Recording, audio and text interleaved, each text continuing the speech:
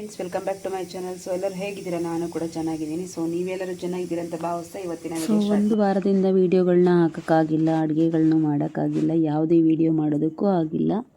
So ನನಗೆ health upset ಆಗಿರೋದ್ರಿಂದ ಅದಕ್ಕೆ ವೀಡಿಯೋಗಳನ್ನ ಈಗ ಮಾಡೋದಕ್ಕೆ ಸ್ಟಾರ್ಟ್ ಮಾಡಿದ್ದೀನಿ. ಸೊ ಏನು ಮಾಡ್ತಾಯಿದ್ದೀನಿ ಅಂದರೆ ಕಟ್ ಮಾಡ್ಕೋಬೋದು. ಹೇಗೆ ಅಂತ ನೋಡಿ. 20 ನಿಮಿಷ ಇದ್ದರೆ ಸಾಕು. ಒಂದು ವಾರ 15 ದಿನ ಇಟ್ಕೊಂಡು ತಿನ್ನೋ ಅಷ್ಟು ನಿಪ್ಪಟ್ಟನ್ನು ಮಾಡ್ಕೋಬೋದು ಮನೇಲಿ ಈಸಿಯಾಗಿ. ದೊಡ್ಡವ್ರಿಗೂ ಚಿಕ್ಕವ್ರಿಗೆಲ್ಲ ಇಷ್ಟ ಆಗುತ್ತೆ. ಮಕ್ಕಳು ಸ್ಕೂಲಿಂದ ಬಂದ ತಕ್ಷಣ ಏನಾದರೂ ತಿನ್ನೋದಕ್ಕೆ ಕೊಟ್ಟರೆ ಇಷ್ಟಪಡ್ತಾರೆ. ಸೊ ಈ ರೀತಿ ಮಾಡಿಕೊಡಿ, ತುಂಬ ಚೆನ್ನಾಗಿರುತ್ತೆ, ಹೆಲ್ತಿಯಾಗಿ ಕೂಡ ಇರುತ್ತೆ. ಮಾಡೋದು ಹೇಗೆ ಅಂತ ನೋಡೋಣ. ಈಗ ನೋಡಿ, ನಾನೊಂದು ಬಾಣಲೆ ಇಟ್ಕೊಂಡಿದ್ದೀನಿ. ಸೇಮ್ ಮೆಜರ್ಮೆಂಟಲ್ಲಿ ಕರೆಕ್ಟಾಗಿ ಪರ್ಫೆಕ್ಟಾಗಿ ಮಾಡ್ಕೊಳ್ಳಿ. ನಾನಿಲ್ಲಿ 3/4 ಕಪ್ಪಷ್ಟು ಕಡಲೆಬೀಜ ತೊಗೊಂಡಿದ್ದೀನಿ. ಈಗ ಇದು ಚೆನ್ನಾಗಿ ಕಲರ್ ಬರೋ ತನಕ ಸ್ವಲ್ಪ ಫ್ರೈ ಮಾಡ್ಕೊಳ್ಳಿ. ಎಲ್ಲ ಮೆಜರ್ಮೆಂಟ್ ಕರೆಕ್ಟಾಗಿರಬೇಕು, ತುಂಬ ಚೆನ್ನಾಗಿ ಬರುತ್ತೆ, ಟೇಸ್ಟ್ ಕೂಡ ಚೆನ್ನಾಗಿರುತ್ತೆ ಪರ್ಫೆಕ್ಟಾಗಿ. ನೋಡಿ, ಈಗ ಸ್ವಲ್ಪ ಮಟ್ಟಿಗೆ ಆಗಿದೆ. ಇದು ಇನ್ನೂ ಸ್ವಲ್ಪ ಫ್ರೈ ಆಗಬೇಕು. ಸೊ ಇನ್ನೊಂದು 5 ನಿಮಿಷ ಫ್ರೈ ಮಾಡ್ಕೊಳ್ಳೋಣ. ಇನ್ನೊಂದು 2-3 ನಿಮಿಷ ಅಷ್ಟಾದರೂ ಬೇಕು. ಸ್ವಲ್ಪ ಚೆನ್ನಾಗಿ ಲೋ ಟು ಮೀಡಿಯಮ್ ಫ್ಲೇಮಲ್ಲಿ ಚೆನ್ನಾಗಿ ಫ್ರೈ ಮಾಡ್ಕೊಳ್ಳಿ. ಇದು 1 ತಿಂಗಳು 3 ತಿಂಗಳು ಇಟ್ಟರು ಕೂಡ ಏನೂ ಹಾಳಾಗಲ್ಲ. ಸ್ಮೆಲ್ಲು ಕೂಡ ಯಾವುದೇ ರೀತಿ ಕೆಟ್ಟದಾಗಿ ಸ್ಮೆಲ್ ಕೂಡ ಬರಲ್ಲ, ಹಾಳಾಗಿರೋ ಸ್ಮೆಲ್ಲು. ಎಲ್ಲ ಫ್ರೈ ಮಾಡಿ ಹಾಕಿರೋದ್ರಿಂದ ತುಂಬ ಚೆನ್ನಾಗಿರುತ್ತೆ. ಟೇಸ್ಟ್ ಕೂಡ ತುಂಬಾ ಟೇಸ್ಟಿಯಾಗಿರುತ್ತೆ. ನಮ್ಮ ಅಂಗಡಿಯಲ್ಲಿ ಸಿಗುತ್ತಲ್ಲ, ಅದಕ್ಕಿಂತ ಚೆನ್ನಾಗೇ ಇರುತ್ತೆ. ಮಿಸ್ ಮಾಡದೆ ಒಂದ್ಸರಿ ಟ್ರೈ ಮಾಡಿ, ಮಕ್ಕಳಿಗೆಲ್ಲ ತುಂಬ ಇಷ್ಟ ಆಗುತ್ತೆ. ಇವಾಗ ಚಳಿಗಾಲದಲ್ಲಿ ಕಾಫಿ ಟೈಮ್ಗೆ 1-2 ಇಟ್ಕೊಂಡು ತಿಂದರೆ ತುಂಬ ಚೆನ್ನಾಗಿರುತ್ತೆ. ಇವಾಗ ಇದಾಗಿದೆ, ತೆಕ್ಕೊಳ್ಳೋಣ. ಹಾಗೆ ಕಡಲೆ ಕೂಡ ಸ್ವಲ್ಪ ಲೈಟಾಗಿ ಬೆಚ್ಚಗೆ ಮಾಡ್ಕೊಳ್ಳೋಣ. ತುಂಬ ಇದು ಮಾಡ್ಕೋಬೇಡಿ ರೋಸ್ಟು, ಸುಮ್ಮನೆ ಬೆಚ್ಚಗೆ ಮಾಡ್ಕೊಳ್ಳಿ. ಯಾಕೆಂದರೆ ಅದು ಸ್ವಲ್ಪ ಮೆತ್ತಗಿರುತ್ತಲ್ವ, ಹಾಗಾಗಿ. ನೋಡಿ, ಇಷ್ಟಾದರೆ ಸಾಕು. ಈ ರೀತಿ ಕಲರ್ ಬಂದರೆ ಸಾಕು, ಸ್ವಲ್ಪ ಮಾತ್ರ, ಜಾಸ್ತಿ ರೋಸ್ಟ್ ಆಗಬಾರ್ದು. ಈಗ ಸ್ವಲ್ಪ ಕರಿಬೇವಿನ ಸೊಪ್ಪು ಒಣಗಿರೋದೆ ಸ್ವಲ್ಪ ಬಿಸಿ ಮಾಡ್ಕೊಳ್ಳೋಣ. ಹಾಗೆ ಒಂದು 4 ಒಣಮೆಣಸಿನ್ಕಾಯಿ ಹಾಕ್ಕೊಂಡಿದ್ದೀನಿ. ಸ್ವಲ್ಪ ಬಿಸಿ ಮಾಡಿಕೊಂಡು ಪುಡಿ ಮಾಡ್ಕೊಳ್ಳೋಣ ನಾವು. ಸೊ ಹಾಗೆ ಹಾಕಿದ್ರೆ ಸ್ವಲ್ಪ ಚೆನ್ನಾಗಿ ಅಷ್ಟು ಪುಡಿ ಆಗಲ್ಲ. ಸ್ವಲ್ಪ ಬಿಸಿ ಮಾಡಿ ಹಾಕ್ಕೊಳ್ಳೋಣ, ತುಂಬ ಚೆನ್ನಾಗಿರುತ್ತೆ. ಇದು ಕೂಡ ಆಗಿದೆ, ಸ್ವಲ್ಪ ಕಾಳು ಮೆಣಸು ಹಾಕ್ಕೊಳ್ಳೋಣ. ಒಂದು 4, ಸ್ವಲ್ಪ ಜಾಸ್ತಿ ಏನು ಬೇಡ. ಒಂದು ರೀತಿ ಚೆನ್ನಾಗಿರುತ್ತೆ ನಮಗೆ ಸ್ಪೈಸಿಯಾಗಿ. ನಾನಿಲ್ಲಿ ಬ್ಯಾಡಿಗೆ ಮೆಣಸಿನ್ಕಾಯಿ ಹಾಕಿರೋದ್ರಿಂದ ಅಷ್ಟು ಖಾರ ಬರಲ್ಲ. ಸೊ ಇದು ಸ್ವಲ್ಪ ಮಾತ್ರ ಪೆಪ್ಪರ್ ಹಾಕ್ಕೊಂಡಿದ್ದೀನಿ, ಒಂದು ಅರ್ಧ ಟೇಬಲ್ ಸ್ಪೂನ್ ಅಷ್ಟು ಅಷ್ಟೇ. ಸೊ ಸ್ವಲ್ಪ ಬಿಸಿಯಾಗಿ ಇದನ್ನು ಕೂಡ ರುಬ್ಬೋದಕ್ಕೆ ಹಾಕ್ಕೊಳ್ಳೋಣ. ಈಗ ಇದನ್ನು ಕೂಡ ತೆಕ್ಕೊಂಬಿಡೋಣ. ಈಗ ಇದೆಲ್ಲ ಸ್ವಲ್ಪ ಮಿಕ್ಸಿ ಮಾಡ್ಕೊಳ್ಳೋಣ. ನಾವು ತರಿಯಾಗಿ ರುಬ್ಕೋಬೇಕು ಸ್ವಲ್ಪ. ಈಗ ನೋಡಿ, ನಾನಿಲ್ಲಿ ಇದರಲ್ಲಿ 2.5 ಕಪ್ಪಷ್ಟು ಅಕ್ಕಿ ಹಿಟ್ಟು ಹಾಕ್ಕೊಂಡಿದ್ದೀನಿ. ಬೌಲ್ಗೆ ಹಾಕೋದು ತೋರಿಸಿಲ್ಲ, ಸಾರಿ. ಇದರಲ್ಲಿ 2.5 ಕಪ್ಪಷ್ಟು ನಾನು ಅಕ್ಕಿ ಹಿಟ್ಟನ್ನು ಹಾಕ್ಕೊಂಡಿದ್ದೀನಿ. ಸೊ ಇವಾಗ ನಾವು ಮಿಕ್ಸಿ ಮಾಡಿಟ್ಕೊಂಡಿರುವಂತಹ ಕಡಲೆ ಬೀಜ, ಹುರ್ಗಡ್ಲೆ ಎಲ್ಲ ಇದೆಯಲ್ಲ, ಸೊ ಇದನ್ನು ಸೇರಿಸ್ಕೊಳ್ಳೋಣ. ಅದಕ್ಕೆ ನೀವು ಇಷ್ಟು ಒಂದೊಂದು 3 ಕಪ್ಪಲ್ಲಿ 2.5 ಕಪ್ ಅಕ್ಕಿ ಹಿಟ್ಟಲ್ಲಿ ಒಂದು 3 ತಿಂಗಳು ಮಾಡ್ಕೋಬೋದು, ಅಷ್ಟೊಂದು ಆಗುತ್ತೆ. ಹಾಗೆ ನಾವು ಮಿಕ್ಸಿ ಮಾಡ್ಕೊಂಡಿರುವಂತಹ ಕರಿಬೇವಿನ ಸೊಪ್ಪು ಹಾಕ್ಕೊಂಡಿದ್ದೀನಿ ನಾನು. ಈ ರೀತಿ ಮಾಡಿಕೊಂಡ್ರೆ ಸ್ವಲ್ಪ ಬಾಯಿಗೆ ದಪ್ಪ ಸಿಗಲ್ಲ. ಸೊ ತೆಗೆದಾಕೋ ರೀತಿ ಇರಲ್ಲ, ಈ ರೀತಿ ಹಾಕ್ಕೊಳ್ಳೋಣ. ಈಗ ನಮಗೆ ಸಾಲ್ಟ್ ಎಷ್ಟು ಬೇಕೋ ಅಷ್ಟು ನೋಡಿ ಸೇರಿಸ್ಕೊಳ್ಳೋಣ. ನಿಮಗೇನಾದ್ರು ಖಾರ ಜಾಸ್ತಿ ಬೇಕು ಅಂದರೆ ನೀವು ಈ ಟೈಮಲ್ಲಿ ಸ್ವಲ್ಪ ಖಾರದ ಪುಡಿ ಕೂಡ ಸೇರಿಸ್ಕೋಬೋದು, ಚೆನ್ನಾಗೇ ಇರುತ್ತೆ. ಸೊ ನಾನು ಖಾರದ ಪುಡಿಯನ್ನು ಸೇರಿಸಿಲ್ಲ. ಸ್ವಲ್ಪ ಕಾಳು ಮೆಣಸು ಅದು ಸೇರಿಸ್ಕೊಂಡಿದ್ದೀನಿ ಅಷ್ಟೇ. ಸ್ವಲ್ಪ ಒಣಮೆಣಸಿನ್ಕಾಯಿ ಒಂದು ಅರ್ಧ ಟೇಬಲ್ ಸ್ಪೂನ್ ಕಾಳು ಮೆಣಸು ಆ ಥರ ಸೇರಿಸ್ಕೊಂಡಿರೋದು. ಈ ರೀತಿ ಮಿಕ್ಸ್ ಮಾಡ್ಕೊಳ್ಳೋಣ. ಹಾಗೆ ಸ್ವಲ್ಪ ಅಜ್ವಾನ, ಒಂದು ಅರ್ಧ ಟೇಬಲ್ ಸ್ಪೂನಷ್ಟು ಅಜ್ವಾನ ಈ ರೀತಿ ಮ್ಯಾಶ್ ಮಾಡ್ಕೊಳ್ಳಿ. ಮ್ಯಾಶ್ ಮಾಡಿಬಿಟ್ಟು ಇದಕ್ಕೆ ಸ್ವಲ್ಪ ಸೇರಿಸ್ಕೊಳ್ಳಿ. ಒಂದು ಸ್ವಲ್ಪ ಫ್ಲೇವರ್ ಚೆನ್ನಾಗಿರುತ್ತೆ, ಆಮೇಲೆ ತಿನ್ನೋದಕ್ಕೂ ಚೆನ್ನಾಗಿರುತ್ತೆ, ಡೈಜೆಷನ್ ಕೂಡ ತುಂಬ ಚೆನ್ನಾಗಾಗುತ್ತೆ. ಅಜ್ವಾನದಲ್ಲಿ ಫ್ಲೇವರ್ ಚೆನ್ನಾಗಿರುತ್ತೆ ನಿಪ್ಪಟ್ಟು. ಈಗ ನಾನು ಒಂದು 3-4 ಟೇಬಲ್ ಸ್ಪೂನಷ್ಟು ಎಣ್ಣೆನ ಬಿಸಿ ಮಾಡ್ಕೊಂಡಿದ್ದೀನಿ. ಸೊ ಇದಕ್ಕೆ ಸೇರಿಸ್ಕೊಳ್ಳೋಣ. ಬಿಸಿ ಎಣ್ಣೆ ಚೆನ್ನಾಗಿ ಕಾದಿರಬೇಕು. ಚೆನ್ನಾಗಿರೋದನ್ನು ಹಾಕಿದ್ರೆ ಈ ರೀತಿ ಅದರಲ್ಲಿ ಚೆನ್ನಾಗಿ ಮಿಕ್ಸ್ ಮಾಡ್ಕೊಳ್ಳಿ. ಫಸ್ಟು ಒಂದು ಸ್ಪೂನಲ್ಲೋ ಸೌಟಲ್ಲೋ, ಆಮೇಲೆ ನೀವು ಕೈಯಲ್ಲಿ ನೀಟಾಗಿ ಮಿಕ್ಸ್ ಮಾಡ್ಕೋಬೋದು. ಬಿಸಿ ಇರುತ್ತಲ್ವ, ಸೊ ಹಾಗೆ ಚೆನ್ನಾಗಿ ಹೊಂದ್ಕೋಬೇಕು. ಆ ರೀತಿ ಮಿಕ್ಸ್ ಮಾಡ್ಕೊಳ್ಳಿ. ಹಾಗೆ ನಮ್ಮ ಚಾನಲ್ನ ಮೊದಲನೇ ಸರಿ ನೋಡ್ತಾ ಇದ್ರೆ ಪ್ಲೀಸ್ ಸಬ್ಸ್ಕ್ರೈಬ್ ಮಾಡ್ಕೊಳ್ಳಿ. ಹಾಗೆ ಒಂದು ಲೈಕ್ ಮಾಡಿ, ಶೇರ್ ಮಾಡಿ, ಕಾಮೆಂಟ್ ಮಾಡಿ. ಮತ್ತು ಕೈಯಲ್ಲಿ ಕ್ಲೀನಾಗಿ ಹೊಂದ್ಕೊಳ್ಳೋ ರೀತಿ ಕಲಿಸ್ಕೊಳ್ಳೋಣ. ಈ ರೀತಿ ಚೆನ್ನಾಗಿ ಎಣ್ಣೆಯಲ್ಲಿ ನಮಗೆ ಹಿಟ್ಟೆಲ್ಲ ಕ್ಲೀನಾಗಿ ಹೊಂದ್ಕೋಬೇಕು. ಆಮೇಲೆ ನಾವು ಇದಕ್ಕೆ ಸ್ವಲ್ಪ ನೀರನ್ನು ಸೇರಿಸ್ಕೊಳ್ಳೋಣ. ಸೊ ಏನಂದರೆ ನಾವು ಬಿಸಿ ಆಯಿಲ್ ಹಾಕೋದ್ರಿಂದ ತಿನ್ನುವಾಗ ತುಂಬ ಗಟ್ಟಿ ಅನಿಸಲ್ಲ, ಸ್ಮೂತಾಗಿ ಗಟ್ಟಿಯಾಗಿರುತ್ತೆ ಕರ್ಕರ ಅಂತ. ಸೊ ನೀಟಾಗಿ ಪುಡಿ ಆಗುತ್ತೆ, ತುಂಬ ರಫ್ ಆಗಿರೋದಿಲ್ಲ, ತುಂಬ ಟೇಸ್ಟ್ ಕೂಡ ಇರುತ್ತೆ. ಬೇಕಾದರೆ ನೀವು ತುಪ್ಪ ಕೂಡ ಆ್ಯಡ್ ಮಾಡ್ಕೊಬೋದು, ತುಪ್ಪ ಹಾಕಿ ಕೂಡ ಮಾಡಿಕೊಂಡ್ರು ತುಂಬ ಚೆನ್ನಾಗಿರುತ್ತೆ. ಈ ರೀತಿ ನಮಗೆ ಈ ರೀತಿ ಕಟ್ಟಿದ್ರೆ ಈ ರೀತಿ ಆಗಬೇಕು, ಈ ರೀತಿ ಬರಬೇಕು. ಈಗ ನಾವು ಇದಕ್ಕೆ ಸ್ವಲ್ಪ ನೀರನ್ನು ಸೇರಿಸ್ಕೊಳ್ಳೋಣ. ಈಗ ನೀರನ್ನು ಸೇರಿಸ್ಕೊಂಡು ನಾನು ಮಿಕ್ಸ್ ಮಾಡ್ತೀನಿ. ಒಂದೇ ಸರಿ ಎಲ್ಲ ಹಾಕ್ಕೋಬೇಡಿ, ಸ್ವಲ್ಪನೇ ಸೇರಿಸ್ಕೊಳ್ಳಿ.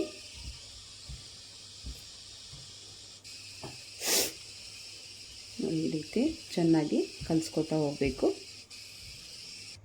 ಈಗ ನೋಡಿ ನೀಟಾಗಿ ಎಲ್ಲ ಕಲಿಸ್ಕೊಂಡಾಗಿದೆ. ನಮಗೆ ಚಪಾತಿ ಹಿಟ್ಟು ಅದಕ್ಕೆ ಇರಬೇಕು, ಇದು ಆ ರೀತಿ ಕಲಿಸ್ಕೋಬೇಕು. ಎಷ್ಟು ಬೇಕೋ ಅಷ್ಟು ತೆಕ್ಕೊಂಡು ಮತ್ತೆ ಕ್ಲೋಸ್ ಮಾಡಿ ಇಟ್ಕೋಬೇಕು. ಈಗ ಎಣ್ಣೆ ಬಿಸಿಗೆ ಇಟ್ಕೊಂಡಿದ್ದೀನಿ. ಈಗ ನಾವು ಅದನ್ನು ನಿಪ್ಪಟ್ಟಾಗಿ ಮಾಡ್ಕೊಳ್ಳೋಣ. ಈಗ ನೋಡಿ ನಾನು ಒಂದು ಎಣ್ಣೆ ಕವರ್ ತೊಗೊಂಡಿದ್ದೀನಿ. ಸೊ ಇದರಲ್ಲೇ ನಾವೀಗ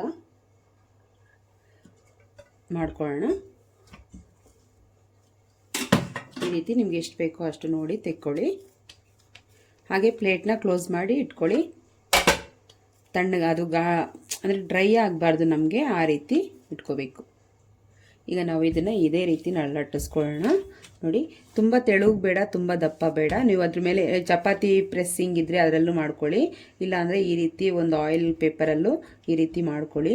ಇಲ್ಲಾಂದರೆ ನಾವು ಒಂದು ಕವರ್ ಮೇಲ್ಗಡೆ ಹಾಕ್ಬಿಟ್ಟು ಅದರಲ್ಲೂ ನಾವು ಪ್ರೆಸ್ ಮಾಡಿದ್ರೆ ಆಗುತ್ತೆ. ಇಲ್ಲಾಂದರೆ ಒಂದು ಕಪ್ಪಲ್ಲಿ ಕೂಡ ತೋರಿಸ್ತೀನಿ ನಿಮಗೆ ಚಿಕ್ಕದಾಗಿ ಯಾವ ರೀತಿ ಮಾಡ್ಕೊಳ್ಳೋದು ಅಂತ ಕೂಡ.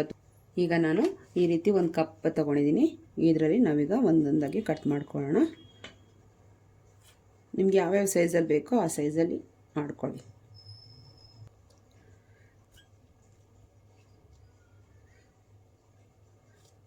ನೋಡಿ, ಎಲ್ಲ ಈ ರೀತಿ ಇಷ್ಟು ದಪ್ಪ ಇರಬೇಕು. ಕಾಣಿಸ್ತಾ ಇದೆಯಲ್ವ ನಿಮಗೆ ವಿಡಿಯೋದಲ್ಲಿ? ಈ ರೀತಿ ಸೈಡಲ್ಲಿ ನೋಡಿದ್ರೆ ನಮ್ಗೆ ಇಷ್ಟು ದಪ್ಪ ಇರಬೇಕು. ತುಂಬ ಚಪಾತಿ ಥರ ತುಂಬ ತೆಳುವಾಗಿರಬಾರ್ದು, ಸ್ವಲ್ಪ ದಪ್ಪ ಇರಬೇಕು. ಈ ರೀತಿ ಎಲ್ಲ ಕಟ್ ಮಾಡ್ಕೊಳ್ಳೋಣ ನಾವು. ನೋಡಿ, ನಾನು ಇದನ್ನೆಲ್ಲ ಮಾಡಿಟ್ಕೊಂಡಿದ್ದೀನಿ. ಈ ರೀತಿ ನೋಡಿ, ಒಂದೇ ಸೈಜಲ್ಲಿ ಮಾಡಿಕೊಂಡ್ರೆ ಚೆನ್ನಾಗಿರುತ್ತೆ, ನೋಡೋದಕ್ಕೂ ತಿನ್ನೋದಕ್ಕೂ ರೀತಿ ಚೆನ್ನಾಗಿರುತ್ತೆ.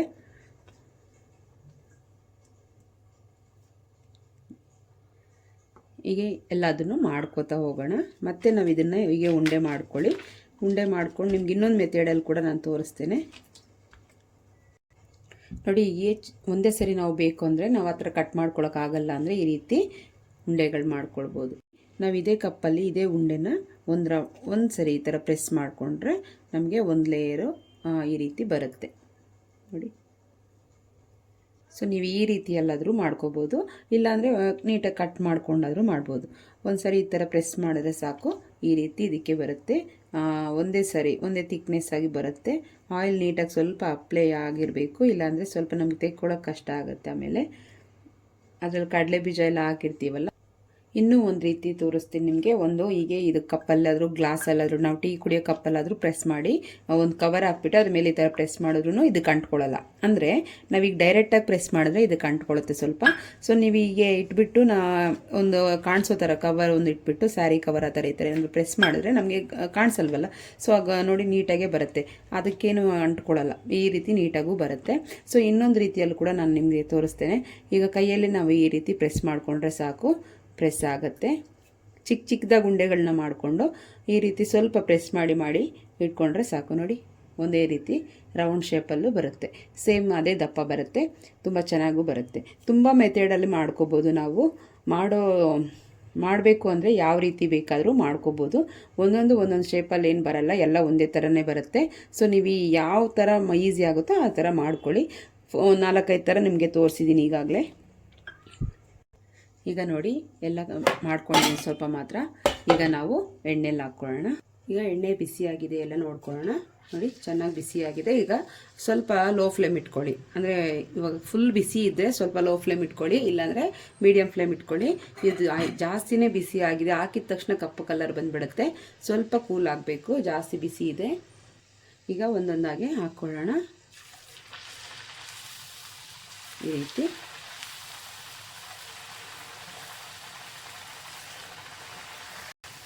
ಈಗ ನೋಡಿ ಎಲ್ಲ ಕಲರ್ ಚೇಂಜ್ ಆಗ್ತಿದೆ. ಹಾಕಿದ ತಕ್ಷಣ ತಿರುಗ್ಸೋಕೆ ಹೋಗ್ಬೇಡಿ, ಒಂದು ನಿಮಿಷ ಬಿಡಿ. ಹಾಕಿದ ತಕ್ಷಣ ಕದಲ್ಸೋಕೆ ಹೋಗ್ಬೇಡಿ. ಈ ರೀತಿ ನಿಧಾನಕ್ಕೆ ತಿರುಗ್ಸಾಕೊಳ್ಳಿ. ತುಂಬ ಚೆನ್ನಾಗಿರುತ್ತೆ ಗರಿ ಗರಿಯಾಗಿ.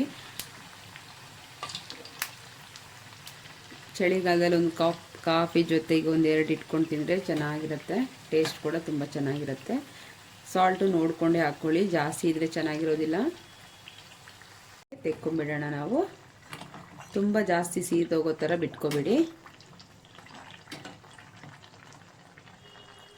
ಈಗ ಇನ್ನೊಂದು ರೌಂಡ್ ಕೂಡ ಹಾಕ್ಕೊಳ್ಳೋಣ.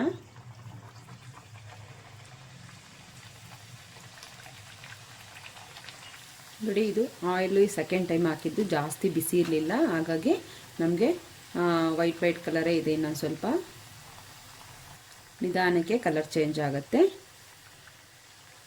ತುಂಬ ಬಿಸಿ ಇದ್ದರೆ ಫಾಸ್ಟಾಗಿ ಕಲರ್ ಬರುತ್ತೆ, ಆದರೆ ನೀಟಾಗಿ ಬೆಂದಿರಲ್ಲ. ಸೊ ಅದಕ್ಕೆ ಹೇಳಿದ್ದು ಮೀಡಿಯಮ್ ಫ್ಲೇಮ್ ಇಟ್ಕೊಳ್ಳಿ, ಆವಾಗ ತುಂಬ ಚೆನ್ನಾಗಿ ಬರುತ್ತೆ. ಈಗ ನೋಡಿ ಎಷ್ಟು ಚೆನ್ನಾಗಿ ಕಲರ್ ಬಿಟ್ಕೊಂಡಿದೆ. ನೀಟಾಗಿ ನಿಧಾನಕ್ಕೆ ಚೆನ್ನಾಗಿ ಮೀಡಿಯಮ್ ಇರೋ ಎಣ್ಣೆಯಲ್ಲಿ ನಾವು ಬಿಸಿ ಮಾಡಿಕೊಂಡ್ರೆ ಈ ರೀತಿ ನೀಟಾಗಿ ಕಲರ್ ಬರುತ್ತೆ. ಎಲ್ಲದನ್ನು ಹೀಗೆ ಮಾಡ್ಕೋತಾ ಹೋಗೋಣ. ನೋಡಿ, ನಾನು ಇನ್ನೊಂದು ರೌಂಡ್ ಹಾಕ್ಕೊಂಡಿದ್ದೀನಿ, ಎಷ್ಟು ಚೆನ್ನಾಗಿ ಆಗುತ್ತೆ ಅಂತ ನೋಡಿ. ನಾನೀಗ ಇಷ್ಟು ಮಾಡ್ಕೊಂಡಿದ್ದೀನಿ, ಸ್ವಲ್ಪ ಮಾತ್ರ ಒಂದು ಪ್ಲೇಟ್ ಅಷ್ಟು ಫುಲ್ಲಾಗಿದೆ. ಸೊ ಇನ್ನೂ ಇದೆ, ತುಂಬ ಇಟ್ಟು ಮಾಡಬೇಕು. ಸೊ ನಾನು ಸ್ಕೂಲ್ ಹತ್ರ ಬೇರೆ ಹೋಗಬೇಕು, ಟೈಮ್ ಆಯಿತು. ಸೊ ಇಷ್ಟು ಮಾತ್ರ ಫಿನಿಷ್ ಮಾಡಿದ್ದೀನಿ. ಸೊ ನಿಮ್ಮ ಮನೆಗಳಲ್ಲೂ ಮಾಡ್ಕೊಳ್ಳಿ, ಮಕ್ಕಳಿಗೆ ಇಷ್ಟ ಆಗುತ್ತೆ. ಸ್ನ್ಯಾಕ್ಸ್ ಟೈಮಲ್ಲಿ ತಿನ್ನೋದಕ್ಕಂದ್ರೆ ತುಂಬ ಚೆನ್ನಾಗಿರುತ್ತೆ. ಕಾಫಿ ಜೊತೆಯಲ್ಲಿ ಮಿಸ್ ಮಾಡದೆ ಒಂದ್ಸರಿ ಟ್ರೈ ಮಾಡಿ. ಇಲ್ಲಿವರೆಗೂ ನನ್ನ ಚಾನಲ್ನ ನೋಡಿ ಸಬ್ಸ್ಕ್ರೈಬ್ ಮಾಡ್ಕೊಂಡು ನೋಡಿದ್ದಕ್ಕೆ ಇಷ್ಟೊತ್ತು ಥ್ಯಾಂಕ್ ಯು ಫಾರ್ ವಾಚಿಂಗ್. ಮತ್ತೆ ಸಿಗೋಣ ನೆಕ್ಸ್ಟ್ ವೀಡಿಯೋದಲ್ಲಿ. ಅಲ್ಲಿವರೆಗೂ ಟೇಕ್ ಕೇರ್, ಬಾಯ್ ಬಾಯ್.